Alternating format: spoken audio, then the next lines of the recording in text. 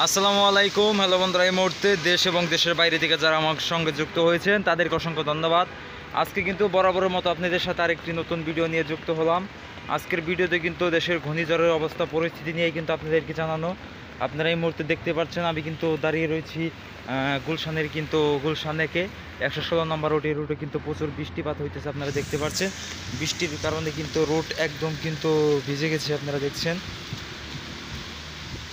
বৃষ্টির কিন্তু ভরমাপ্তি কিন্তু ঘটনা ঘটেছে। মানুষের যানজটের জন্য কিন্তু বের হতে পারছে না। প্রত্যেকটি রাস্তা কিন্তু ফাঁকা রয়েছে। রাস্তা দিয়ে কিন্তু প্রচুর পরিমাণ কিন্তু পানি রয়েছে। গাড়িগুলো কিন্তু চলাচল করছে প্রচণ্ড বৃষ্টির মধ্যেই। বৃষ্টির কারণে কিন্তু এখন মানুষের বের হওয়াটাই অশেষ হয়েছে।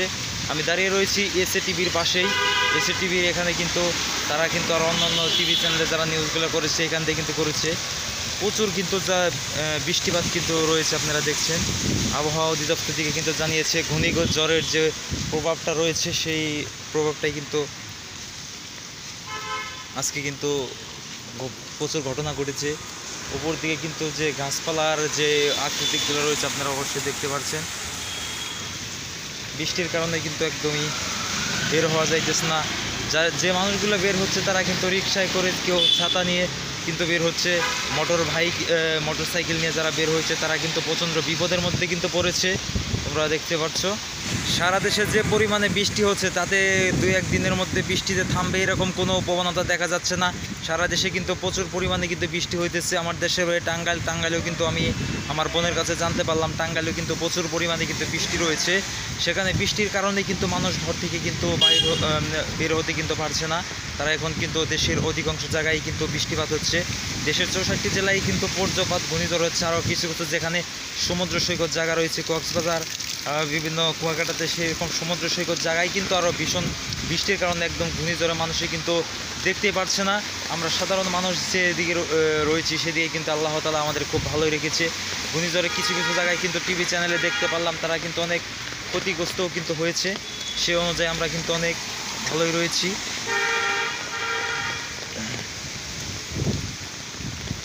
এই বৃষ্টির কারণে কিন্তু মানুষের যানজট চলাচল কিন্তু প্রচণ্ড কষ্ট করে কিন্তু হয়ে গেছে। দেখছেন গাড়িগুলা কিন্তু যারাই চলাফেরা করছে তারা কিন্তু একদম দ্রুত যাচ্ছে, আর যারা পায়ে হেঁটে রওনা করছে তারা কিন্তু দৌড়িয়ে যাচ্ছে, কিন্তু তারা ভিজে যাইতেছে। অনেকে কিন্তু ভাবতেই কিন্তু পারে নাই যে এরকম বৃষ্টিপাত হবে। এ কারণে কিন্তু তারা বাসা থেকে বের হওয়ার সময় কিন্তু ছাতা নিয়ে কিন্তু বের হয়নি। এ কারণে কিন্তু তারা এরকম ঘটনার মধ্যে কিন্তু পড়েছে। দেখছেন একজন মানুষ কিন্তু বৃষ্টির কারণে কিন্তু মাথায় কিন্তু ফর্ম রেখে কিন্তু তিনি দ্রুত কিন্তু হেঁটে যাচ্ছে। পাশাপাশি কিন্তু যে গাড়িগুলো কিন্তু পার্কিং করে কিন্তু রাখা হয়েছে সেগুলো কিন্তু দেখছেন বৃষ্টিতে ভিজে গেছে। আপনারা দেখতে পাচ্ছেন পানির মধ্যে কিন্তু রাখছে। আরও যে গাড়িগুলো কিন্তু রয়েছে তারা কিন্তু বৃষ্টির কারণে কিন্তু দ্রুতই কিন্তু চলাচল করছে। অবশ্যই এই বৃষ্টি কিন্তু আল্লাহ তাআলার কাছে আমরা সকলে দোয়া করব যেন ভয়ঙ্কর সেই ঘূর্ণিঝড়ের হাত থেকে যেন আমাদেরকে রক্ষা করে। আমরা যেন এরকম বৃষ্টির যেন প্রবণতা হতে পারি না। উপরে গাছের দিকে কীরকমভাবে একটা পরিস্থিতি রয়েছে আপনারা অবশ্যই দেখতে পাচ্ছেন। উপর দিকে আমি ক্যামেরা ঘুরে আপনাদেরকে দেখাচ্ছি। প্রচণ্ড কিন্তু বজ্রপাত কিন্তু হইতেছে, দেখতে পাচ্ছেন আপনারা।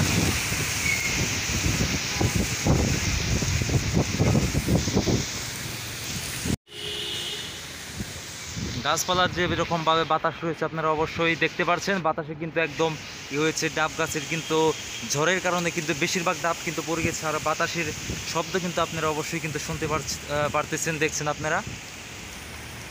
তারপরও রাস্তায় যে পরিস্থিতি রয়েছে তা আপনারা দেখেছেন। সর্বশেষ খবর ও আপডেট পেতে আমাদের সাথে থাকবেন। বৃষ্টির কারণে আমি কিন্তু বেশি সময় কিন্তু বাইরে থাকতে পারলাম না, ভিতরে কিন্তু চলে আসলাম।